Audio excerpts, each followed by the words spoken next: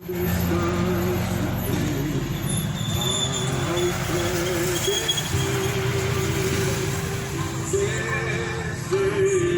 só partir deste mundo minha alma te quer, oh meu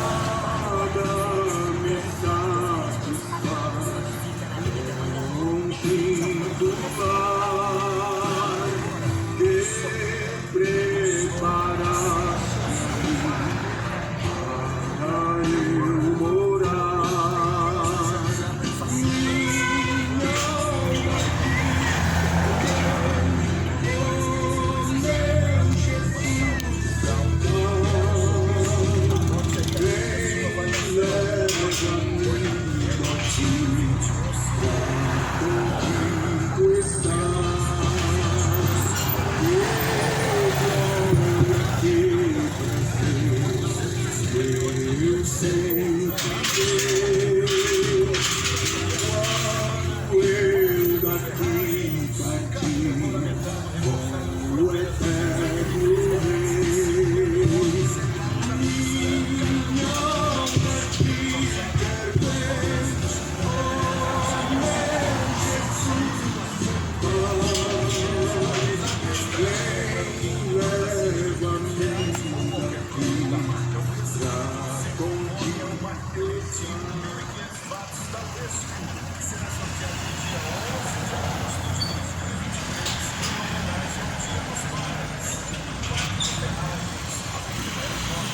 Muito bom dia, que graça e paz seja com todos.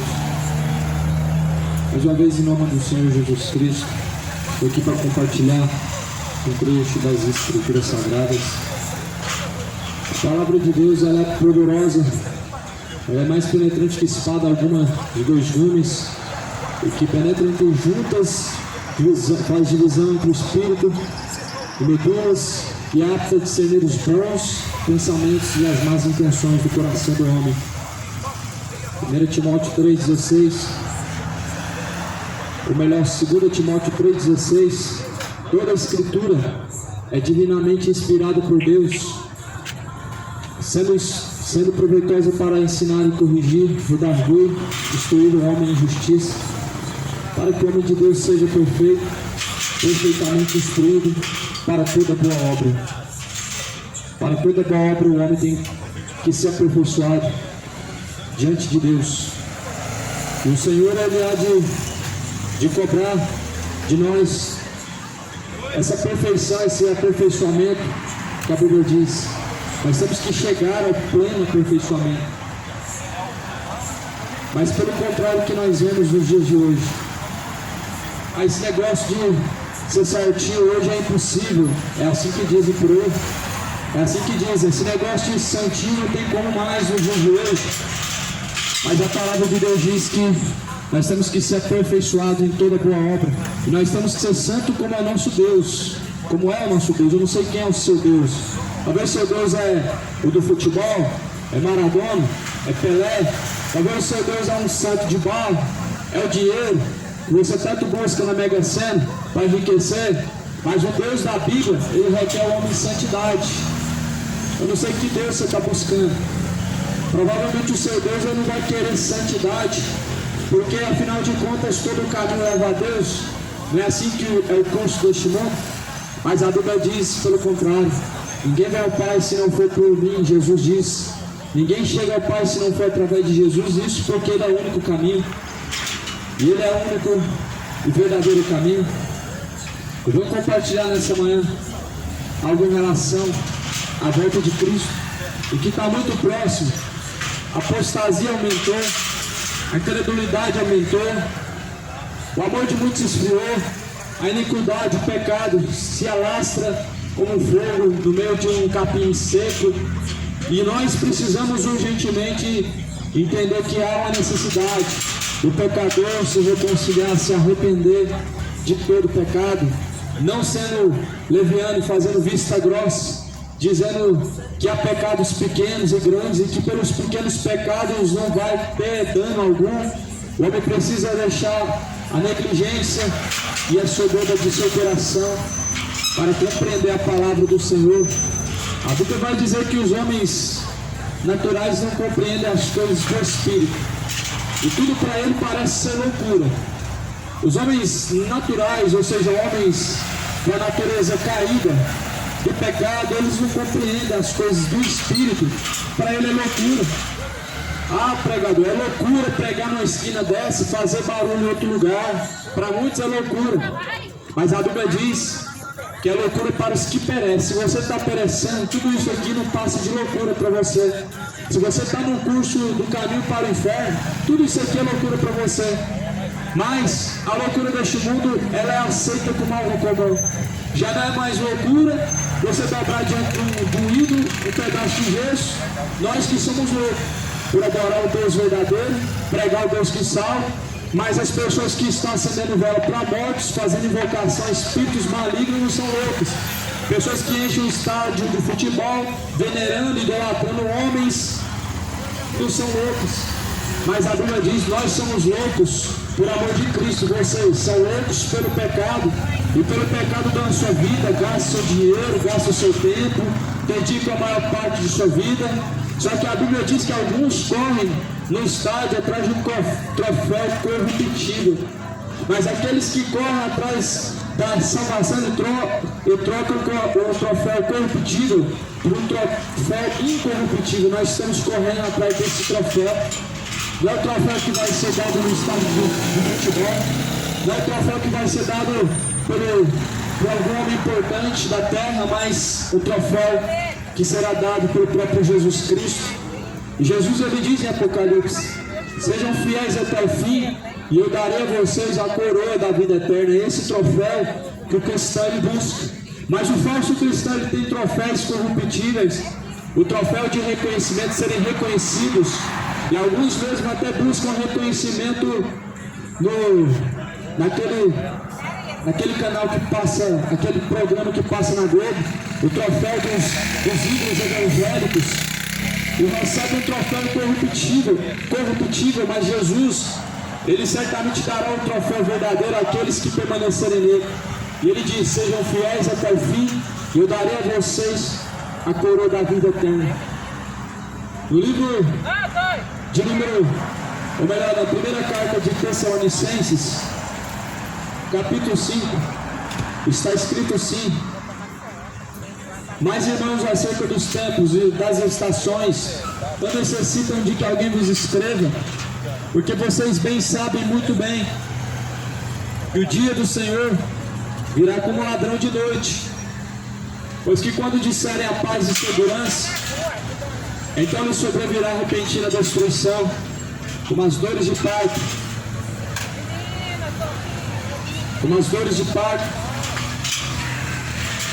Jesus, ele diz: assim nós não precisamos de alguém falar das estações do tempo, porque quando nós olhamos, nós sabemos que é verão, discernimos se é inverno, discernimos se vai chover. Jesus falou: assim também vocês discernem que já está próximo a sua volta, porque o dia do Senhor virá como ladrão. Ou seja, o dia do Senhor será um dia em que o mundo será pego de surpresa. O dia do Senhor, ele virá e vai surpreender a humanidade. A humanidade que está anestesiada pelos seus pecados vai ser surpreendida no dia do Senhor. A humanidade que está correndo atrás de seus ídolos, ídolos que não podem nada mais do que levar o povo ao erro.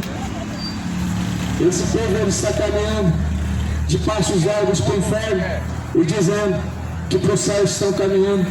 Mas a Bíblia diz que nós que somos do dia, nós caminhamos em sobriedade, ou seja, nós que somos de Cristo caminhamos em sobriedade, revestindo-nos da luz, que é Cristo. E assim fala: pois quando disserem a paz e segurança, então virá a paz e segurança. Então virá sobre vocês repentina destruição, como as dores de parto. Aquela que está grávida e de modo nenhum escapará. Jesus Cristo agora está falando, ou melhor, Paulo escreve a Tessalonicenses alertando acerca da volta de Cristo. Você sabia que a Bíblia fala quando que vai ser a volta de Cristo e quando vai ser o fim? A Bíblia fala acerca do fim em Mateus 24, versículo 14. Você já ouviu falar quando que vai ser o fim? A Bíblia fala, em Mateus 24, 14, está escrito assim: e quando disserem, e quando o Evangelho do Reino ele for pregado em todos os confins da terra, então em seguida virá o fim. Quando esse Evangelho verdadeiro for pregado em todos os cantos da terra, virá o fim. Comece a refletir, será que esse Evangelho está sendo pregado em todos os cantos da terra? Outro dia eu vi falar de um pastor que entrou numa tribo onde ali não entra ninguém, a não ser os da mesma tribo, não entra ninguém. Esse pastor entrou nessa tribo, uma tribo de pessoas canibais, morreu ali dentro. Eu te pergunto, será que o Evangelho de alguma forma não está chegando nos lugares mais difíceis? Nas tribos indígenas, pajés, que estão negando essas tradições malignas, esses ritos pagãos, para poder agora seguir o cristianismo, para seguir a Cristo. E nós vemos em países budistas a conversão, e nós vemos em países muçulmanos a conversão, porque isso está se cumprindo, o fim já está à porta, as pessoas não se estão dando por conta. Porquanto, como foi no dia de Noé, está acontecendo mais uma vez. Jesus ele diz em Mateus 24, versículo 37, como foi nos dias anteriores ao dilúvio, assim será na volta do Filho do Homem. Como foi nos dias de Noé, será a volta do Filho do Homem. Os dias de Noé era um dia de extrema corrupção. As pessoas já não davam credibilidade mais em relação a Deus, em relação à submissão a Deus, eles já não davam credibilidade mais. Eles não acreditavam que a destruição ia chegar. A Bíblia diz que eles aproveitaram a vida comendo, bebendo, casando, se dando-se casamento, comprava, vendia e etc. Olha ao nosso redor. Muitas pessoas estão preocupadas mais em comprar, mais em vender, do que com a volta de Jesus. Muitas pessoas estão mais preocupadas em comer e beber satisfação própria e momentânea do que a salvação da sua alma. Assim foi nos dias de Noé. Talvez ele estava preocupado, nós vamos casar agora, nós não temos tempo para ajudar a construir essa arca. Nós temos que então cuidar do nosso casamento, das festas. Nós temos que divertir, aproveitar a vida, afinal de contas a terra vai ser destruída. Como nos dias de Noé, assim cumpre. Assim está cumprindo a palavra de Deus. Jesus disse que por ter se multiplicado a iniquidade, o amor de muitos se esfriaria. Sabe por que as pessoas já não têm mais prazer na palavra de Deus e não têm prazer em seguir a Deus? É porque o amor se esfriou. Quando nós falamos do amor se esfriar, muitos fazem a ligação ou assemelham o amor de uma pessoa para com outra pessoa, o amor de um pai com o filho, o amor de uma mãe com o filho, o amor de um casal. Não é esse amor que a Bíblia fala que ia se esfriar. O principal amor é o amor do homem para com Deus e para com a palavra de Deus. E esse amor ele tem se esfriado com o passar do tempo. O aumento do pecado faz com que o amor se esfrie. O aumento da iniquidade faz com que o amor do homem se esfrie para com Deus. Quanto mais aumenta o homossexualismo, mais o homossexual deixa de amar a Deus, porque agora o seu pecado é o que ele mais ama. Quanto mais o amor da pessoa cresce pela embriaguez, ele ama menos a Deus, porque o seu coração não tem espaço para amar dois tipos de coisas ou dois tipos de pessoas. Jesus falou: vocês amam a Deus, ou vocês amam o mamão, ou melhor, ou ama a Deus ou o diabo, ou você ama ao Senhor da glória, ou você ama ao Senhor deste mundo. E por isso que a Bíblia diz, não tem como você amar dois senhores. Ou você vai amar a vida profana do homossexualismo, ou você vai amar a justiça de Deus. Ou você vai amar a vida sóbria ou a embriaguez. E se você amar a embriaguez, você está abraçando o diabo para caminhar para o inferno. E se você abraçar a imoralidade, você está dando um abraço para o diabo para te levar para o inferno. Só que a Bíblia diz, não vos enganeis, nem erreis. Não erreis. E esse é um alerta, não erre. E por que mais que nós erraríamos? Jesus diz, por falta de conhecimento, errais não conhecendo as Escrituras Sagradas, nem tampouco o poder de Deus. Nós citamos aqui alguns nomes de pecados que a Bíblia fala, mas esses não são os piores pecados, todos são terríveis, todos eles estão de igual para igual. A marginalidade no meio da política, a corrupção extrema no meio religioso, os escândalos no meio religioso.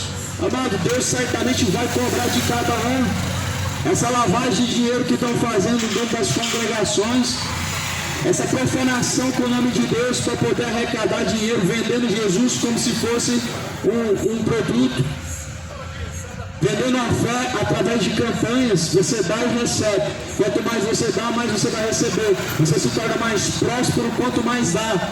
Isso é uma barganha com o diabo, com o mamão. Deus não é Deus de dinheiro, mas Deus é o Deus da salvação. A recompensa e riqueza que Jesus fala em sua palavra é o céu, a nova Jerusalém. E neste mundo Jesus fala que nós vamos ter aflições. E Jesus fala, vejo que os pássaros não plantam nem colhem, mas vocês, porque estão andando ociosos e preocupados. Ou seja, Jesus fala que há uma preocupação que eu me corro atrás, de comer e beber, o satisfazer a si próprio, mas Jesus falou que o próprio Deus cuida dos pássaros, o que dirá ele não cuidará do homem? Por isso mesmo Jesus falou, não acumulem tesouros na terra. O que é um tesouro terreno? Prosperidades, bens, propriedades, carros, casa, dinheiro e etc. Tesouros terrenos nada mais vão fazer com que o seu coração esteja preso neste mundo e distante de Deus, porque Jesus falou, aonde tiver o teu coração estará o seu tesouro. Enquanto a pessoa está buscando enriquecer, o seu coração está distante de Deus. Enquanto a pessoa está buscando satisfazer a si próprio, quem sabe numa vida imoral, quem sabe na vida de adultério, ela está se esquecendo do principal, da vontade de Deus. Mas a Bíblia diz para não se esquecer do teu Criador. A Bíblia fala no livro de Salmos que Deus lançará os ímpios e todos os que se esquecem de Deus no fogo do inferno. Em Cantares, ou melhor, Eclesiastes capítulo 7, a Bíblia também vai dizer, filho meu, não te esqueças do teu Criador. Salomão ele escreveu, dizendo para não se esquecer de Deus. E quem é Salomão para ensinar alguma coisa? O homem que teve várias mulheres, o homem que teve muitas riquezas, mas o dinheiro não corrompeu o seu coração. O que corrompeu o seu coração foi os deuses a qual ele se entregou. Mas a palavra de Deus mostra que Salomão ele diz que tudo nessa vida é vaidade, tudo. Mas Jesus ele fala, e por isso que Jesus fala que passarás os céus e a terra, mas a palavra de Deus jamais há de passar. Aqui está uma característica da volta de Jesus, o que ninguém está percebendo. Eu digo assim, não generalizando, a grande maioria não está percebendo a volta de Jesus. Aqui está uma grande característica da volta de Jesus. 1 Tessalonicenses 5, versículo de número 3. Pois quando disserem a paz e segurança, então sobrevirá repentina destruição. Quando disserem que a paz e segurança, estão dizendo nas notícias que já há paz, estão dizendo por aí que agora há paz, mas a Bíblia diz que quando disserem a paz e segurança, tomem cuidado, porque virá repentina destruição. Porventura não está sendo assim no decorrer dos tempos? Passa guerra, passa alguns anos de paz, de repente vem um colapso de uma pandemia, e depois vem outra maior, e assim vem a fama, a economia, e assim vai, até que chega a volta de Jesus. Só que é um abismo maior que o outro. Ou seja, um acontecimento pior do que o outro. Isso porque a terra está com dores de parto. A Bíblia diz que a terra é como uma mulher, está com dores de parto.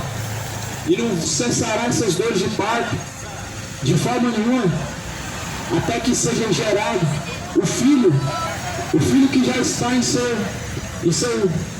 ventre, ele está sendo gerado. A Bíblia fala que esse é o filho da perdição, o anticristo, o enganador, aquele que nega o próprio Cristo. A Bíblia diz que quando disser a paz virá destruição. Há um grande perigo quando estão dizendo que está tudo bem. Há um grande perigo quando estão dizendo que agora está tudo em paz. Porque nós sabemos que este mundo ele é traiçoeiro. E nós sabemos que a paz deste mundo ela é uma paz momentânea, uma paz ilusória. E a Bíblia fala no versículo 3 que assim como a mulher está com dor de parto, está grávida, de modo nenhum escapará, assim também está a terra. A dor de um parto, ela cessa no exato momento em que a criança é dada então à luz, e no momento em que a mãe dá à luz à criança. A terra ela não vai deixar o colapso que ela enfrenta de sofrimento de fomes, de adversidade, de enfermidades, de rumores de guerras, porque isso Jesus disse que aconteceria. Ouvirão falar de rumores de guerras. Haverá guerras e rumores de guerras, ou seja, vão acontecer guerras e ainda vamos continuar ouvindo falar de guerras. Tudo isso são dores de parto que a terra passa, até que o filho seja gerado. Qual filho? O filho da perdição. E o anticristo está aí sendo anunciado e as pessoas não estão nem percebendo. Não que ele já esteja reinando, não está, mas já está entre nós e as pessoas nem estão percebendo. Já está aí as leis já preparando o terreno e as pessoas não estão percebendo. A Bíblia fala que ele vai se assentar querendo parecer Deus no trono de Deus, ou seja, em Jerusalém. Vai querer sentar num trono, querendo parecer Deus, dizendo que ele é o Emanuel, dizendo que ele é o Salvador, dizendo que ele é o Messias, querendo parecer Deus. Os judeus já falam de a construção de um templo. Está sendo construído um templo secretamente. Estão preparando secretamente um templo. Quem vai sentar lá? O anticristo. A Bíblia diz, e está se cumprindo. Só que no livro de João, ou melhor, na primeira carta de João ele diz: filhinhos, já é a última hora, o anticristo já está na terra, e muitos têm se feito anticristos. Ou seja, a Bíblia está falando que o anticristo está na terra. Muitas pessoas também têm se tornado anticristos. 1 João 2, e no capítulo 2, versículo 18, muitas pessoas se fazem anticristos quando deixam os caminhos de Cristo. Quando o homem abandona os ensinamentos de Cristo, ele está seguindo o espírito do anticristo. Quando a pessoa abandona os ensinamentos de Jesus para seguir tradições religiosas, ela está sendo anticristo. Cristo, ele é o centro. Quando a pessoa tira Cristo do centro e coloca santo fulano de tal, santa fulana de tal, Maria, Aparecida, ciclano, fulano, já não é Jesus o centro. Ou seja, já está sendo conduzido por um espírito anticristo. Quando Cristo não é o centro, ele não é o cabeça, a pessoa está sendo conduzida pelo espírito de anticristo. O Brasil é um país anticristo. Colocaram uma estátua que foi tirada do fundo de um rio como padroeira, sendo que a Bíblia diz que pai é só Deus. Da onde que vem esse nome padroeiro? Vem de pai. É como se convertesse uma mulher em pai, chama ela de padroeira. Mas a Bíblia diz que ninguém nós devemos chamar de pai, senão um que é Deus. E aí chamam pais na fé, mas pai na fé não é Jesus. E ninguém deve ser chamado de pai, não ser Deus. Mas é pai de santo, é padre, que também é o mesmo que pai, é papa, que é o mesmo que é papai, mas a Bíblia fala que ninguém deve ser chamado de pai, porque um pai nós temos que é Deus. Então aqui a Bíblia, ela nos mostra que a volta de Jesus está próxima, e os sinais estão por todo lado. Ainda que as pessoas não acreditem, mas Deus, Ele não depende da crença do homem para que aconteça. Muito pelo contrário, tem pessoas que acham que Deus depende dele acreditar para que tal coisa se torne real ou venha se cumprir. Deus não depende da crença do homem para que seja verdadeira as suas palavras. Deus não depende do homem acreditar ou não, está se cumprindo a palavra, o dia está próximo. Realmente nós vemos o curso da humanidade que tem negado a Cristo em suas obras, que tem abandonado a vontade de Deus para seguir as suas próprias vontades. Mas tudo isso era necessário, porque o fim, ele vem, como falou Ezequiel no capítulo 7, o fim, ele vem, o fim vem e está próximo, o fim vem e já está muito próximo. E no livro de Tessalonicenses, a Bíblia fala: ninguém engana vocês, ninguém te engane.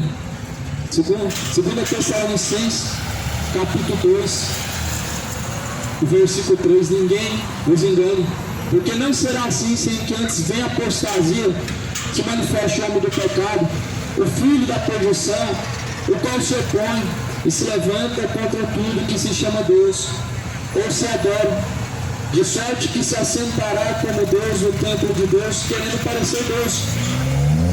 O que eu acabei de falar aqui, o que eu estou pregando aqui nesta manhã, é a palavra de Deus. Eu venho em nome do Senhor Jesus, porque meu compromisso é com o Senhor Jesus Cristo, não é com denominação, porque denominação não salva, não é com religião, porque a religião não pode salvar. E eu te pergunto, o que faz uma pessoa permanecer numa religião? Se uma religião não pode salvar, então sai do meio deles. Se uma denominação religiosa não pode salvar, então fuja do meio deles. Algumas pessoas não compreendem. Quando eu digo que a religião não pode salvar, talvez você fique alegre. Mas o que faz você permanecer no meio de uma religião se ela não pode salvar? Não é Jesus que salva. É Jesus e a sua palavra que salva. Não é Jesus uma religião. Nunca foi. Por que mudou? Porque o homem mudou. O homem adulterou em seu coração a palavra. O homem não aceita a palavra como ela é.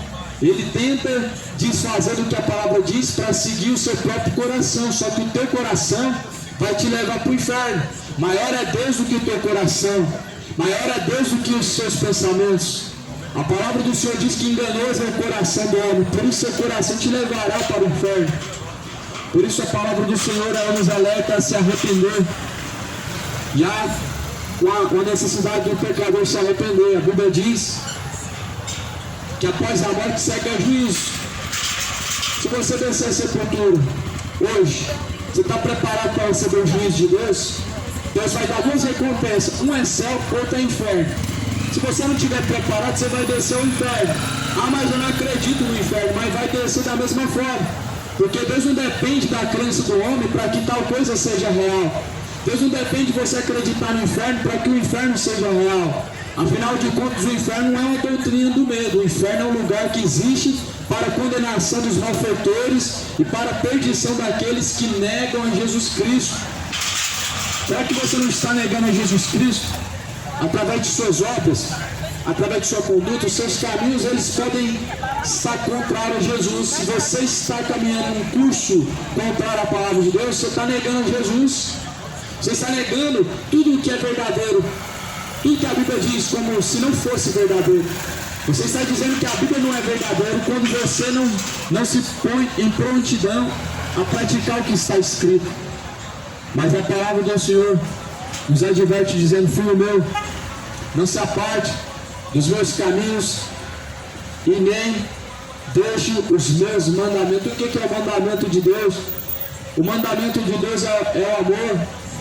Não há um mandamento maior do que esse. O mandamento maior da palavra de Deus é o amor. A Bíblia fala que nós devemos amar a Deus acima de todas as coisas. Nós devemos amar ao nosso próximo como a nós mesmos. Ou seja, o maior mandamento é o amor.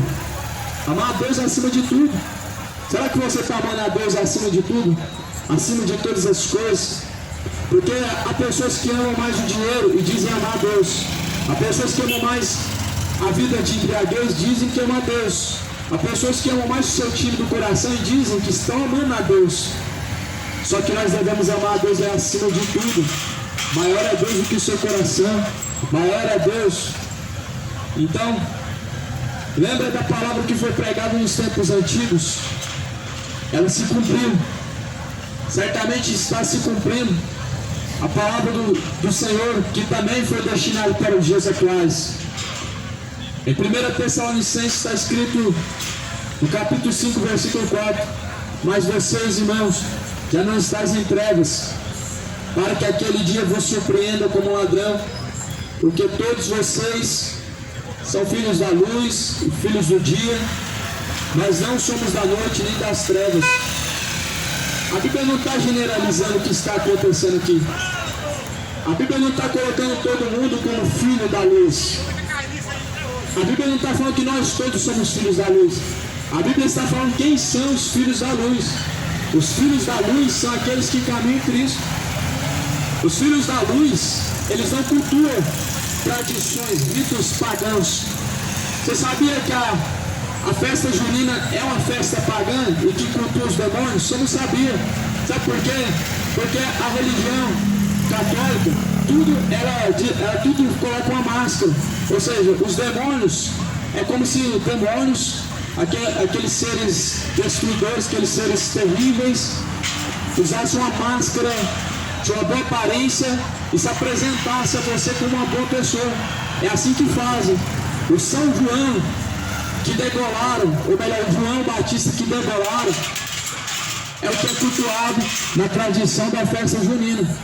Só que em zombaria, porque João foi pedido a sua cabeça na festa natalícia de Herodes. E Herodias, cheio de ódio no seu coração, pediu a cabeça de João Batista. Então fazem essa festa festejando a morte de João. Ou seja, uma festa pagã. Festa junina é festa pagã. E todas as comidas que oferecem são sacrificadas aos ídolos. Há uma ordenança na nova aliança para não se comer comida sacrificada aos ídolos. Paulo ele escreve dizendo que nós devemos nos afastar das comidas sacrificadas aos ídolos. São comidas sacrificadas aos Exus que são servidas nas festas juninas. Aquela fogueira que se acendem, ela mataram diversas pessoas, diversos cristãos. Diversas pessoas eram sacrificadas ali naquela fogueira. Mas as pessoas não, elas vê tudo com bons olhos, não tem mal em cima de nada. O diabo certamente ele nunca vai vir na sua aparência original. Certamente assim ninguém daria credibilidade às suas crenças. Por isso que tem que ter tudo uma máscara, tudo tem que ter uma boa aparência para que tudo venha funcionar bem. Nós não fomos resgatados com tradições de homens. Por que hoje as pessoas estão debaixo dessas tradições de homens? Jesus não ensinou ninguém a fazer festa pagã, festa para morte. Jesus não ensinou ninguém a fazer festa, oração à morte. O Brasil vive debaixo de feitiçaria, onde o que mais tem são cultos aos mortos, festas, datas tradicionais pagãs aos mortos. Praticamente quase todo mês se tem festa a mortos. Quem são os mortos? Todos esses que são colocados como santos estão mortos, não ressuscitaram. Se não ressuscitaram, logo estão mortos. E a Bíblia diz: deixem que os mortos sepultem os mortos. Que tradição maligna que é essa? De visitar mortos, de entregar flores para um defunto, de orar para um defunto, fazer festa em homenagem a um defunto. A Bíblia diz que os mortos não louvam a Deus e nem tampouco podem glorificar a Deus. Você acha que um morto pode glorificar a Deus? Quando você está fazendo festa junina, você está fazendo festa para os demônios. Você está honrando o diabo, não está honrando a Deus. Quando você vai para o cemitério acender vela para os mortos e fica orando para os mortos, isso é uma desonra para Deus. Deus é Deus dos vivos e não Deus dos mortos. Jesus não ensina essa oração maligna de orar para os mortos. Jesus ele ensina a orar para os nossos irmãos que estão vivos. Jesus ele diz orar uns pelos outros, não pelos mortos, porque certamente nós não podemos mudar o curso da vida das pessoas que estão mortas. Nós não podemos mudar a eternidade dos mortos. Nós não podemos interferir naqueles que estão no inferno, naqueles que estão no céu. Não podemos fazer nada por eles. A sua reza é em vão por algum parente que morreu, por alguma pessoa que morreu, porque eles não podem ouvir. A Bíblia fala em Eclesiastes, no capítulo 7, que os mortos não têm participação nesta vida, porque a sua memória está no esquecimento. A sua memória ela está no esquecimento geral. Não tem parte com este mundo, não tem participação nesta vida, não pode ouvir, não pode interferir em nada. Mas é isso que hoje ganhou força. Cultura essa que leva o povo ao erro. Cultura essa que produz o que? Lucro financeiro. É só para isso que serve, amado. Tradições religiosas, para levar o povo à adoração aos demônios e para poder arrecadar dinheiro. A palavra do Senhor fala assim: não durmamos, pois, como os demais, mas vigiemos e sejamos sóbrios. Porque os que dormem, dormem de noite, e os que se embebedam de noite. Mas nós que somos do dia, sejamos sóbrios, vestindo-nos da couraça da fé, do amor, e tendo por capacete a esperança da salvação. Não durmamos, pois, como os demais, vigiemos e sejamos sóbrios. Jesus falou, sejam sóbrios. Por que Jesus falou sóbrios? Porque ele virá como um ladrão de noite. Mas o de noite que a Bíblia está falando não é especificamente na escuridão enquanto todos dormem, mas certamente essa escuridão onde as pessoas estão desapercebidas.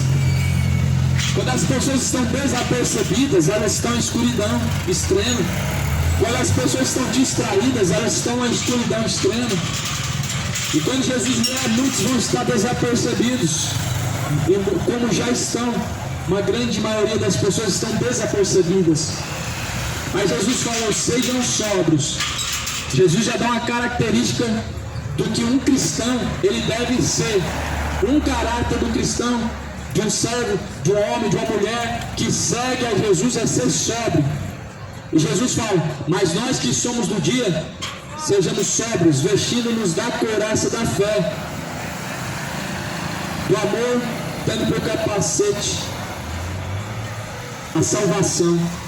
O versículo 7 diz assim, porque os que dormem, dormem de noite, os que se embebedam de noite. A Bíblia fala, mas nós somos do dia, sejamos sóbrios. Se nós somos do dia, nós não nos embriagamos, porque nós somos de Cristo. Mas os que são da noite, ou seja, os que vivem em trevas de pecado, se embebedam à noite, porque esse é o curso que estão caminhando. Estão caminhando em trevas, estão caminhando para o inferno. E por isso estão caminhando de tal forma, porque não podem estar sujeitos à luz, porque a rejeitam. Jesus falou, a luz veio ao mundo, mas os homens amaram e serviram mais às trevas do que à luz. Ou seja, a luz, ela veio ao mundo. Jesus é a luz deste mundo, mas os homens amaram as trevas. E o que fazer quando a pessoa ela faz a tua escolha? Não há nada que se fazer. O que fazer diante de uma humanidade que escolheu o diabo? O que fazer diante de uma humanidade que escolheu as trevas, que escolheu o seu próprio caminho? Não tem como forçar a entrar no reino de Deus. No máximo é que nós estamos fazendo uma hora extra, porque essa palavra já foi pregada muito antes de eu estar sendo pregando aqui, muito antes de que algum apóstolo viesse a pregar. Jesus foi o primeiro a pregar o Evangelho. Nós estamos apenas fazendo um extra, alertando. Nós estamos como se estivesse forçando. A Bíblia fala assim, perturbar os moradores da terra. E é isso que acontece mesmo. Muitas pessoas se sentem incomodadas e perturbadas. Sabe por quê? Porque já ouviu muito. Já ouviu muito, ao ponto que agora chega a incomodar. E é isso que nós estamos fazendo. Porque se você não se incomodar agora, amado, certamente no inferno, você vai ser perturbado de tal forma que nunca vai cessar. Vai ser uma perturbação dia e noite que não vai cessar, não vai ter fim. Por isso a Bíblia fala: perturbem só moradores da terra, porque o dia do Senhor está próximo. Sejam sóbrios e vigilantes, porque a volta do Senhor Jesus está muito próximo. Assim como o relâmpago parte do Oriente, logo se avista no Oriente, no Ocidente, será a volta de Cristo. Vai ser muito breve. Imagina o colapso que vai ficar esse mundo quando Jesus vier nas nuvens do céu. Já parou para pensar que colapso que vai entrar neste mundo quando Jesus vier? O arrebatamento vai acontecer. O maior colapso que o mundo passou não foi a pandemia. Não haverá outro colapso maior do que a volta de Jesus, onde os homens vão ficar desesperados. Isso porque vão ver que a sua esperança já não existe mais. Vão ver que a sua oportunidade já não existe mais. Afinal de contas, é uma só chance que Deus destinou ao homem. E muitos estão perdendo essa chance. Muitos estão rejeitando essa chance. Muitos estão ignorando a salvação. Muitos estão vivendo o curso deste mundo, passos largos para o inferno. Mas a palavra do Senhor nos alerta a se despertar. Se desperta do pecado, meu amigo. Se desperta enquanto há tempo. Efésios 5 diz: desperta tu que dormes, levanta-te dentre os mortos, e Cristo te esclarecerá. Quem que são os mortos? Algumas pessoas não compreendem. Quando nós estamos pregando que essa é uma geração de mortos, quem que são os mortos? Mortos espirituais, pessoas que estão vivendo o pecado, estão mortos para Deus e vivos para o pecado. Quem está vivo para o pecado, ele só consegue obedecer o pecado. Quem está morto para Deus não consegue obedecer a Deus, porque está em sujeição ao pecado. Por isso que a Bíblia fala em Apocalipse: tem nome de que vive, mas estão mortos. Ou seja, tem indícios, ou um nome que vive porque está respirando, ou porque está caminhando, ou porque está vivendo o curso da sua vida natural, mas estão mortos no adultério, estão mortos na feitiçaria, estão mortos na embriaguez, estão mortos na adoração aos ídolos, idolatria, estão mortos na feitiçaria, na homossexualidade, estão mortos, estão somente andando como se estivessem vivos, mas estão mortos. Por isso que a Bíblia diz que nós temos que nos mortificar para o pecado e estarmos vivos para Cristo. A Bíblia diz: já não sou eu mais quem vivo, Cristo vive em mim. A vida que agora eu vivo na fé do Filho de Deus. Se eu estiver morto para o pecado, eu estou vivo para Cristo. Se eu estiver para Cristo, eu não vivo mais. Se eu estiver vivo para Cristo, eu não vivo para mim, vivo para Cristo e vivo na fé do Filho de Deus. Ou seja, a fé em Jesus Cristo vivifica qualquer morto ambulante. A fé em Jesus Cristo ressuscita qualquer zumbi. E assim está o curso do mundo. Não são aqueles zumbis como The Walking Dead assim nos mostrou. Nós já estamos vivendo a geração de zumbis e não estão percebendo, não é daquela forma. Pessoas mortas que já não tem mais o espírito de vida, mas sim pessoas que estão presas em seus pecados, amarrado mão e pé para não obedecer a Deus. Mas a palavra do Senhor diz: Deus não nos destinou para a ira, mas para a aquisição da salvação por nosso Senhor Jesus Cristo. 1 Tessalonicenses 5, versículo 9: Deus não nos destinou para a condenação, mas para a aquisição da salvação, para que todos nós viéssemos alcançar a salvação. Deus nos destinou para alcançar a salvação. Agora, o que você vai escolher vai ser entre você e Deus. Se você vai escolher continuar caminhando no pecado, ou se você vai escolher abandonar o corpo do pecado. Se você vai escolher a idolatria ou não, ou se você vai escolher adorar o único verdadeiro Deus. As escolhas são de cada um. Não é à toa que Deus deixou escolhas. Não é à toa que existe a salvação e a condenação. Explica essas duas escolhas. Por isso mesmo existe céu e inferno, porque são duas escolhas. Por isso mesmo existe Deus e o diabo, porque são duas escolhas. Por isso existe o pecado, existe a santificação. Deus deixou ao homem duas escolhas. Claramente que o que o homem escolher, ele vai colher a sua recompensa. A palavra de Deus diz que aquilo que o homem semear na carne ele ceifará. Aquele que semear corrupção na carne, ele colherá corrupção. O pecado é a corrupção. E a Bíblia nos ensina em Tiago a fugir da corrupção do pecado. No livro de Tiago, capítulo 1, versículo de número 27, nos ensina que a verdadeira religião imaculada para com Deus, o Pai, é visitar os órfãos e viúvas e fugir da corrupção do pecado. Ou seja, qualquer religião que tenha permanência na corrupção deste mundo, tenha permanência na corrupção do pecado, é uma falsa religião. Veja, as religiões de hoje, elas andam de mão dada com o mundo. As religiões de hoje, elas têm parte com a maçonaria, com o governo. Nunca se tornaram cristãs, porque não deixaram aliança com o pecado, não deixaram aliança com o mundo. Em Tiago 1,27 diz que a verdadeira religião diante de Deus o Pai é esta: visitar órfãos e viúvas e fugir da corrupção do mundo. A maior religião de hoje é a católica, mas a maçonaria, a política, a feitiçaria, tudo está envolvido, tudo tem parte, ou seja, nunca abandonou o mundo.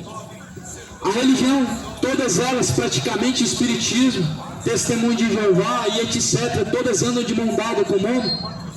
A religião evangélica hoje colocam pastores maçons, porque são eles que fazem o dinheiro correr dentro dos templos.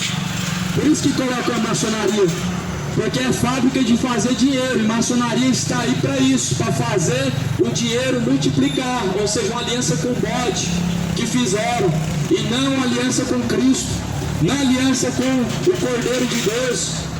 Mas a maioria dos pastores de Goiânia, eles têm parte com o bode. Por isso que eles não recebem a palavra de Deus na sua pureza como ela é, porque ela certamente não vai trazer lucro algum. Mas a palavra do Senhor diz que essa é a religião verdadeira, fugir da corrupção do mundo, que é o pecado, a corrupção do mundo, que é a iniquidade, que é a injustiça. O Senhor certamente, Ele cobrará de cada um. A palavra de Deus diz que Deus é um justo juiz, ainda que alguns se neguem que Deus é justo juiz, dizendo que Deus somente é amor, mas Deus, Ele é um justo juiz. E a Bíblia fala: não vos enganeis. A palavra do Senhor diz que todos nós estaremos diante do Senhor para prestar conta. Será que isso te preocupa em algum momento da sua vida? Porque ainda que não creia que isso é verdadeiro, independente da crença ou não, todos nós vamos estar, querendo ou não, diante de Deus. E pelas obras vamos ser julgados. Em Apocalipse capítulo 20, diz que todos nós seremos julgados segundo as nossas obras.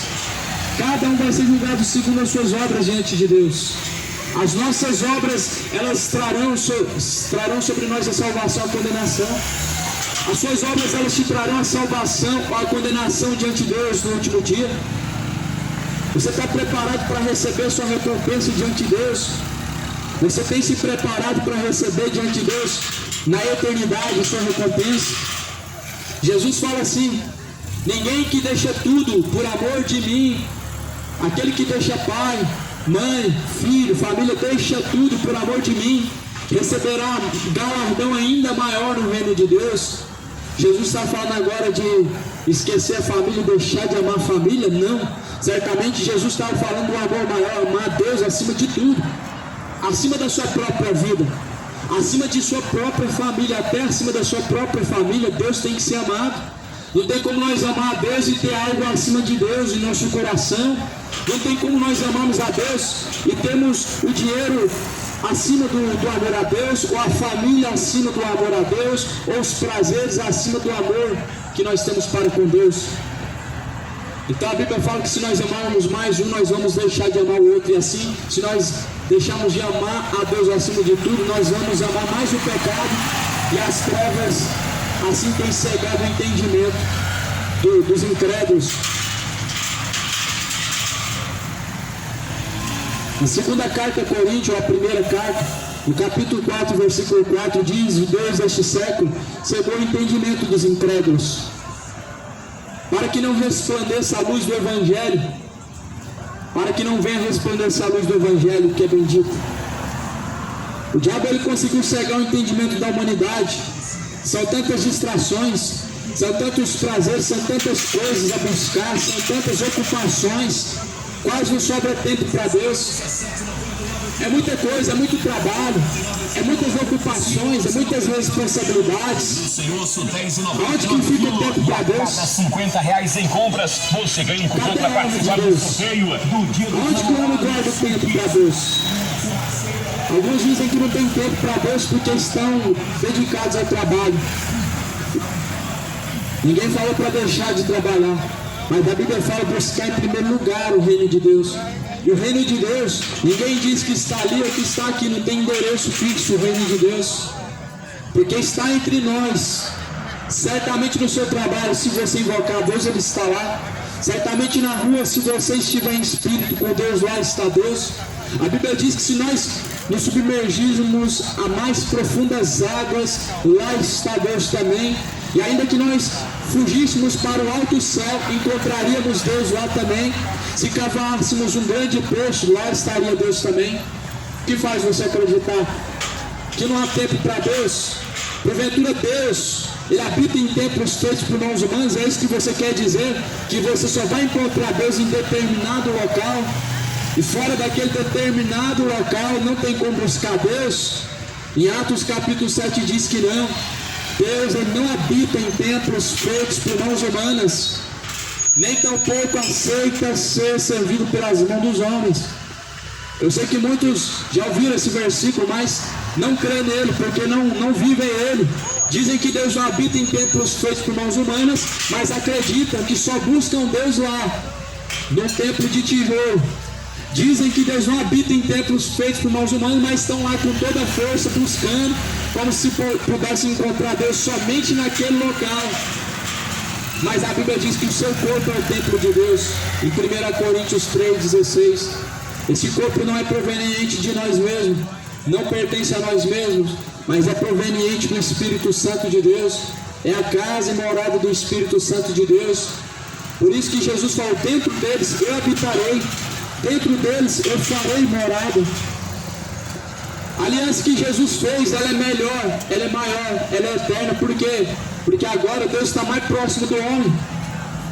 Por isso que a aliança de Jesus, ela é maior, porque agora Deus, ele está habitando dentro do homem. Antigamente Davi muito queria ter Deus perto. Ele queria construir ele colocava uma tenda para a Arca da Aliança estar ali presente. A Arca da Aliança naquele tempo representava a presença de Deus.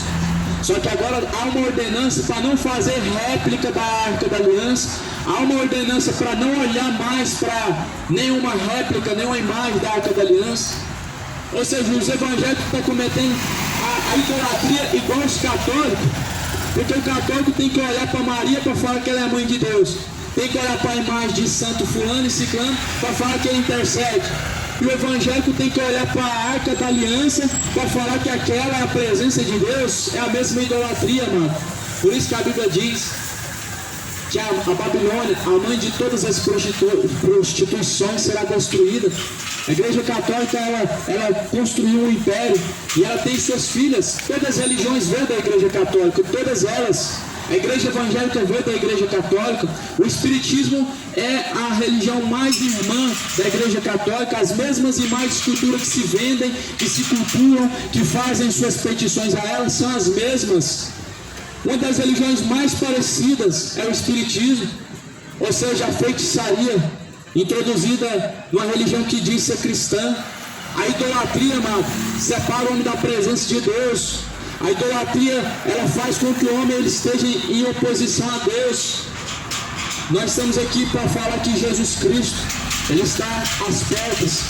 Mas o diabo cegou o entendimento dos incrédulos. para que não resplandeça essa luz. Na verdade, a luz ela veio ao mundo, mas os homens amaram e serviram mais as trevas do que a luz, mais as trevas do que a própria luz. Os imperadores do tempo de Jesus Cristo, eles já lutavam para ter uma religião oficial, para poder orquestrar, para poder reger e governar o mundo, em nome de Deus. Sabe por que eles mataram Jesus Cristo? Você sabe por que eles mataram Jesus Cristo? Para fundar essa religião hoje que nós conhecemos como religião oficial.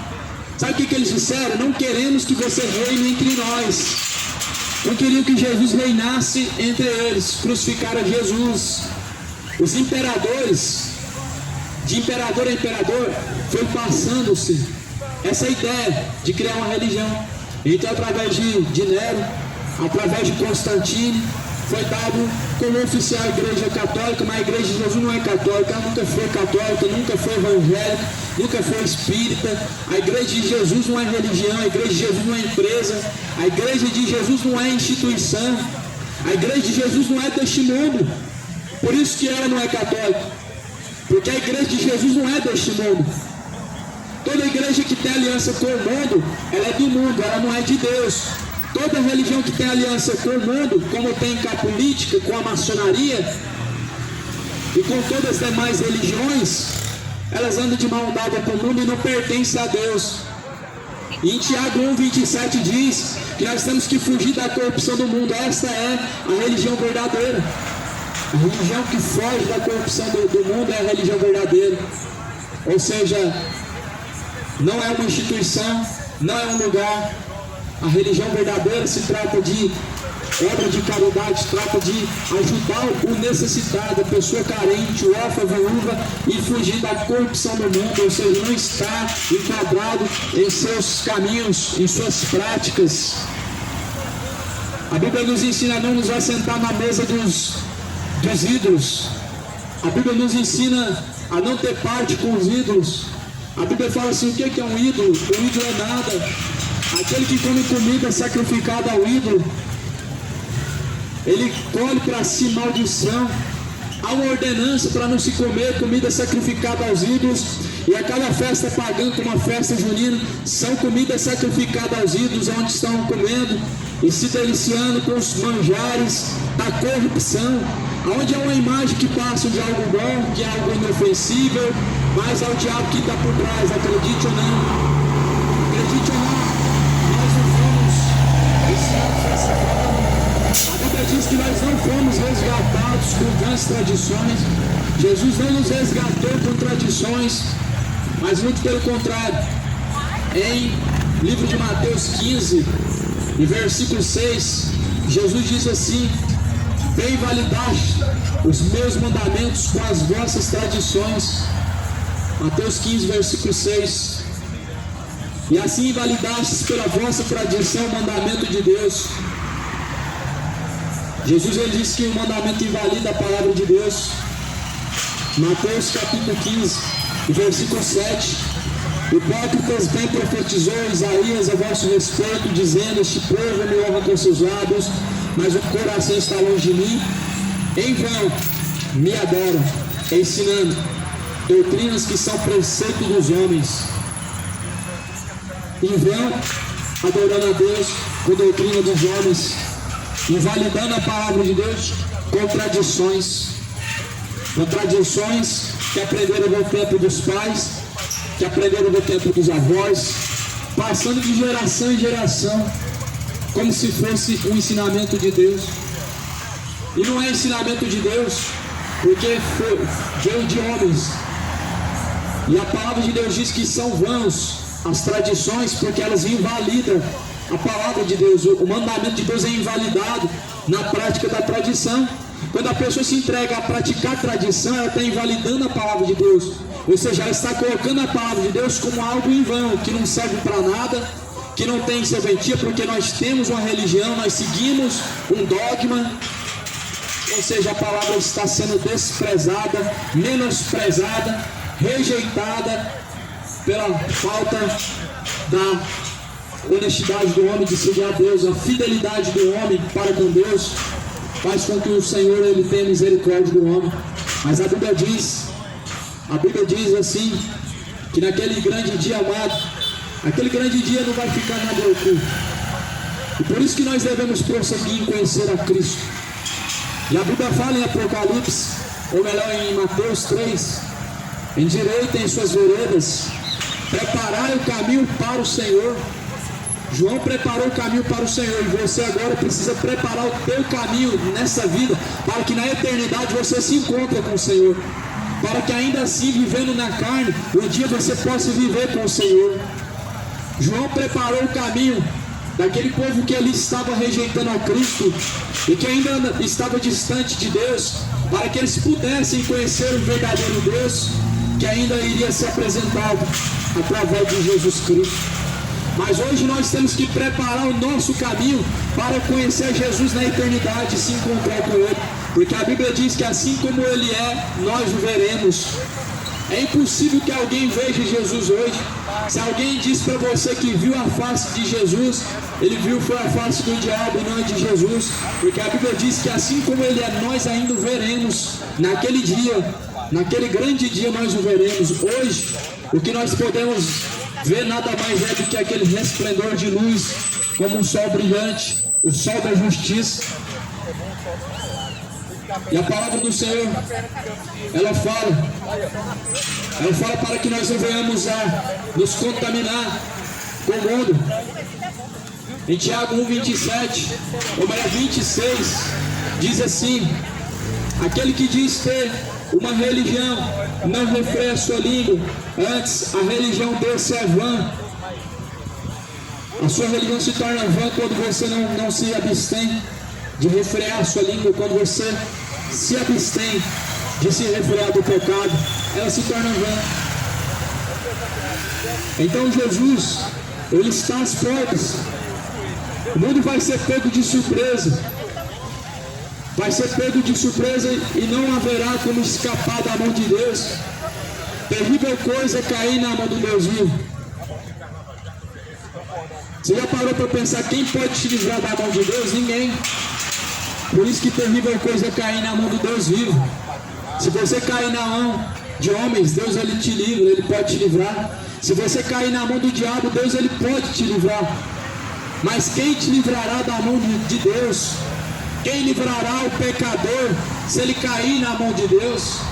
Ninguém pode livrar o pecador se ele cair na mão de Deus. Por isso que terrível coisa é cair na mão do Deus vivo. O diabo ele maquia tudo para que as pessoas não creiam no verdadeiro Deus, dizem que Deus é só amor, e aí o que acontece? Você entende que agora, do jeito que você estiver caminhando, está tudo bem, Deus é amor, não condena o pecado. É assim que o diabo faz a pessoa pensar, é dessa forma que Satanás faz a pessoa caminhar. Deus é só amor, então certamente do jeito que nós caminhamos, Deus ele terá misericórdia de nós e Ele nos salvará. Só que a Bíblia diz que não. Nós temos que perseverar dia após dia. Nós temos que permanecer até o fim. A Bíblia fala que desde os tempos de João Batista se fazem força para entrar no reino de Deus, e aqueles que muito perseveram se apoderam do reino de Deus. A salvação é por esforço em Cristo. E se tão somente permanecemos nesse esforço e prosseguir a conhecer e a seguir a Cristo, nós alcançaremos o maior prêmio, a maior recompensa, que é a salvação. Considere que o dia do Senhor ele está próximo, o que pode ser quando menos você imaginar. E a pergunta, para onde irá a tua alma? Você deve fazer a si mesmo e deve estar preparado, porque a Bíblia diz que para onde os mortos vão, eles não podem louvar a Deus. A Bíblia diz que os mortos não podem louvar a Deus, nem podem glorificar a Deus. A Bíblia diz que não há mais obras na sepultura. Eclesiastes 7, na sepultura não há mais obras, não há mais o que se fazer, não há mais arrependimento, não há mais como consertar, não há mais como o homem se arrepender, porque na sepultura não há mais obras. Por isso que a Bíblia diz: busquem ao Senhor enquanto há tempo, invoquem a Deus enquanto Ele está perto, e deixem os ímpios os seus maus caminhos e torne-se para Deus. Eclesiastes 9, versículo 5 diz: porque os vivos sabem que hão de morrer, mas os mortos não sabem coisa nenhuma, nem tampouco eles têm jamais recompensa, mas a sua memória ficou entregue ao esquecimento. Até o seu amor, o seu ódio e a sua inveja já pereceram, já não tem parte alguma neste século. Olha o que a Bíblia diz: os mortos já pereceram, as suas obras cessaram, já não há mais parte nenhuma neste século. Eles não têm parte nessa vida. Por isso é engano você acreditar em psicografia. Os mortos não podem se comunicar dessa forma, nem por sonhos, nem por manifestação, através de um médium, através de um pai de santo.